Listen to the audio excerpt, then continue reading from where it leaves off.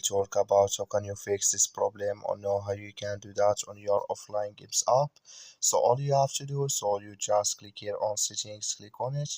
When just click on settings, it's going to show for you a list like this here. Then you go down, just keep going down, click here on apps.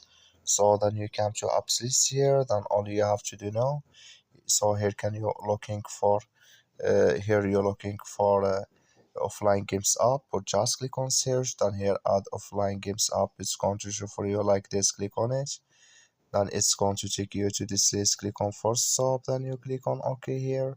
So then you go down, just click on storage, come to storage list here. You just click on clear cache. So then all you have to do, so you just go to Play Store, click on it here. So then you search here for offline games, it's going to show for you like this. You will find here update, click on it, then it's going to work with you. That's all you have to do. Thank you for watching. Don't forget to support us by liking, subscribe.